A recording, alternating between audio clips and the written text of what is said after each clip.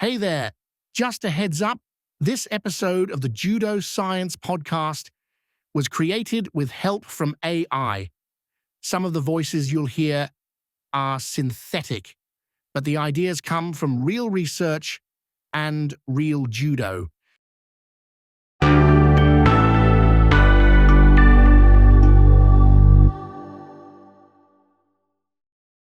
If you look at the word itself, the branding of judo is, well, it's got to be one of the greatest marketing tricks in martial arts history. It gives you this image of, flowing water, using someone's momentum against them. It sounds so peaceful. Oh, absolutely. It's a beautiful philosophical idea. I mean, when Jigoro Kano founded it back in 1882, the goal was as much mental and moral training as it was combat. It was supposed to be a step away from the rougher parts of jiu-jitsu. Right, but anyone who spent even 5 minutes on the mat knows there's a huge gap between that idea of gentleness and, well, the reality of what happens when people try to throw each other. A very painful gap, yeah. And if you zoom in on one specific body part, the hands, that whole gentle story just completely falls apart. And that's exactly what we're doing today. We're diving deep into a stack of research that paints a very different picture. We've got a big medical review on grappling injuries, a really fascinating German study that followed elite athletes for 20 years, and even some practical tips from an Olympic medalist, Travis Stevens. And the consensus from all of them is pretty clear. Judo is, for all intents and purposes, a meat grinder for the human hand. It's such a contrast. And we're going to look at why fingers are, well, they're the primary casualty. We've got data showing finger injuries are the single most common injury in male judokas. Which is a huge stat when you think about all the knee and shoulder problems in grappling. Exactly. And the mission here isn't just to list injuries and, scare you off the mats. We want to unpack the why. We want to understand the physics of a grip break, this strange paradox of why the most mangled hands often feel the least pain, and then the black magic of taping that might actually save your fingers. So where do we start? The problem really begins with the equipment. Right, the gi. In most sports, you hold a ball or a racket, something designed to be held. In judo, you're grabbing a person's uniform. And if you've never felt a competition gi, you might think it's like a thick bathrobe. It is not. It's basically armor. That's the word for it. It's double woven cotton, it's heavy, it's stiff, and it's got this really rough texture. And the whole game starts with kumi-kata. Grip fighting. Right. Before you can do any gentle throw, you have to win an incredibly violent fight for control of this material. And your opponent is trying to rip your hands off the entire time. I was looking at the numbers on that. It's wild. In senior competitions, grip fighting can take up to 28% of the match time. Massive window where your fingers are under constant maximum tension. You're clamped onto this armor, and an equally strong person has one goal: break that connection. And that's where the actual injury happens. It's not like you just get tired and let go, is it? The sources get into some cringeworthy detail here. Imagine you've got a great grip on the collar, your fingers are dug into the fabric, the opponent suddenly spins their whole upper body away from you. And that creates this biomechanical disaster. The medical review called it forced hyperextension in opposition to active flexion. Which is a very technical way of saying your fingers are being bent backward while your muscles are trying to clench forward. A tug of war your tendons are guaranteed to lose. Your brain is screaming, hold on, but physics is forcing the joint open. And the fabric itself is part of the trap. Right, the gi folds. Your fingers can get caught in a little fold or a pocket of material. So when the opponent yanks, all that force isn't spread across your whole hand, it just shears one or two joints sideways. And that's the sprain or the break. It's a volume game, too. You might get thrown hard a few times in a practice, but you'll fight for a grip hundreds of times. The risk exposure for the hands is just off the charts. Okay, so that's the grip fighting. But the literature pointed out something that I found really counterintuitive. A lot of the damage actually comes from the throws themselves. Yeah. And not just for the person getting thrown. Yes. The thrower, the tori, is at huge risk. The sources named 2 throws in particular that are just absolute finger destroyers: seoi-nage and taiotoshi. Let's break that down. The shoulder throw. It's the classic judo move. How do you hurt your own hand throwing someone else? It's a trapping hazard. In the two-handed version, you tuck your elbow deep into the opponent's armpit to load them onto your back. But the hand that's holding their lapel gets jammed in that armpit. It gets wedged between your own back and their chest. Ah, I see. So you're making a clamp with your own body. You're the nutcracker and your hand is the walnut. That is a vivid but very accurate way to put it. Now imagine the throw fails, the opponent leans back, or you just don't get the rotation right. The study flags that as a major cause of fractures for the attacker. You fail the throw, and you break your hand. What about the other one, taitoshi, the body drop? That one's different. It's all about hand action. You're snapping the person down and whipping them over your leg. It's this super violent, fast rotation of the wrists to get the torque. And the speed is the problem. Speed and force. The sources say fingers just get tangled in the lapel during that snapping motion. If one finger is caught in a fold when you do that whip-like movement, the bone is going to break long before that thick cotton tears. The gi always wins. The gi always wins. And we have to talk about the ground game, katame-waza. Chokes, for example. This is pure animal brain stuff. Someone starts to choke you and your only instinct is get this off my neck. You just grab their hands or their gi and you pull with everything you have. But you're fighting their entire body pulling back. It's just raw force on raw force. Fingers get peeled back, twisted, and then you have the friction, just constantly rubbing your knuckles raw on that coarse gi. Which the review flagged as an infection risk. It is.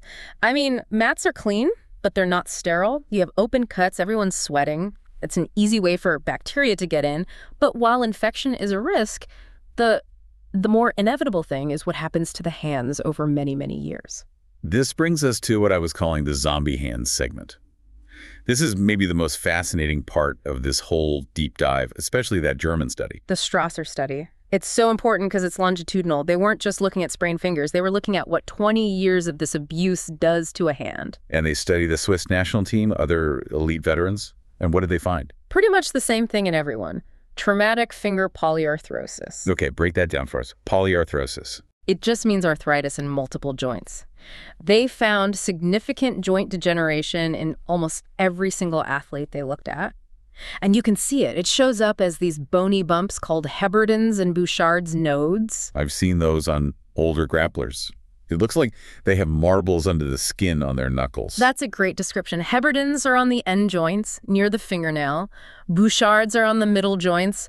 The fingers look swollen, knobby, and often crooked. They start to deviate sideways. Very much so. And what's interesting is that the damage is usually symmetrical, both hands. Even if you have a dominant hand, you need both to grip fight. So both hands get equally destroyed. But here's the part I just could not get over.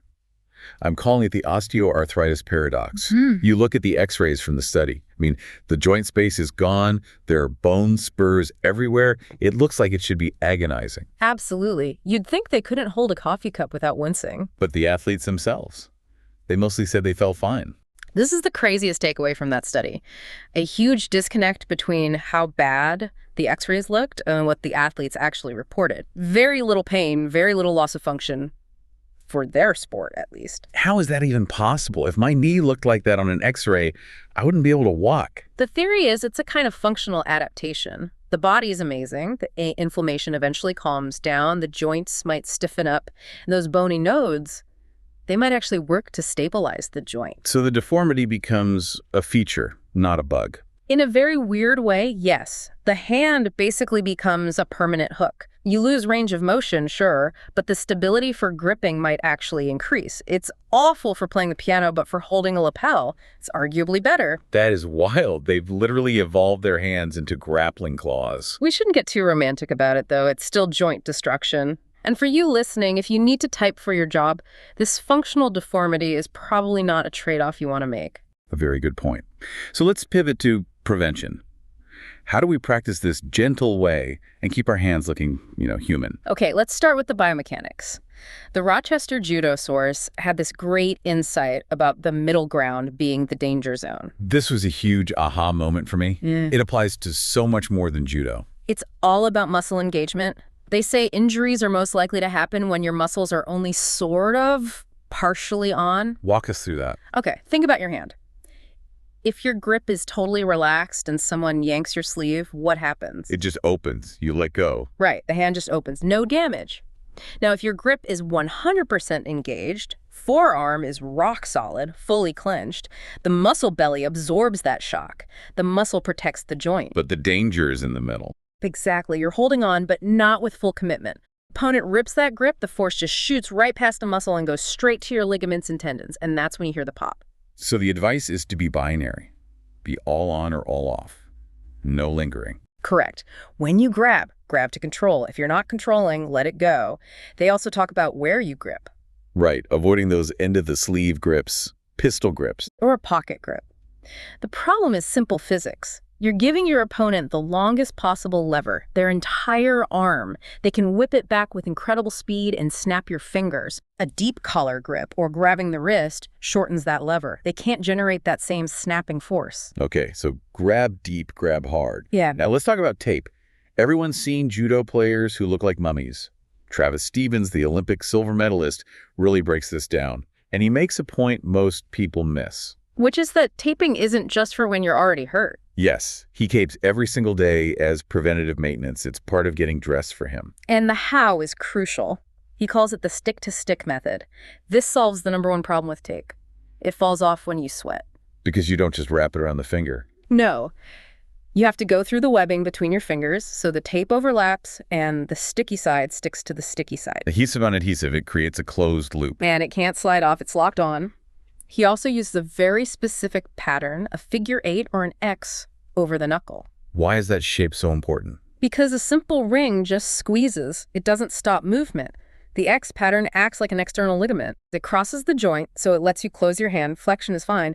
But when your finger tries to get bent backward into that danger zone, the tape pulls tight and just stops it. It's a physical block, a check rein. Exactly. And he's very specific about the tape width, too. 1/2 inch. Why so specific? Too wide and you can't bend your finger properly, it bunches up.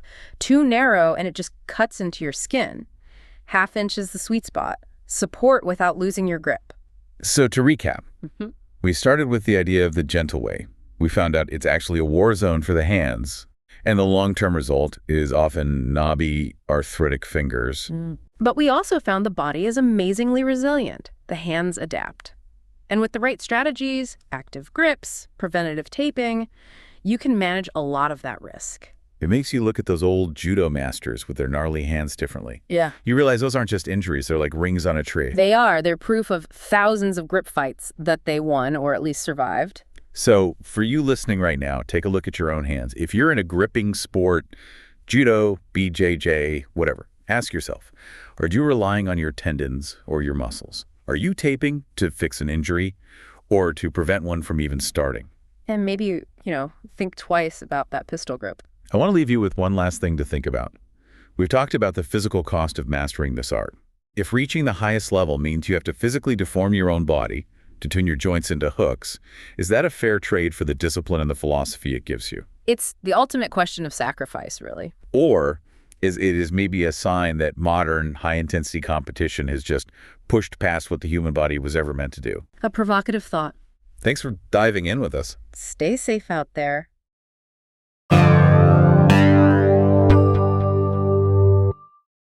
Next time on the Judo Science Podcast, episode 37, Training is More Dangerous Than Competition, Why Most Judo Injuries Happen in the Dojo.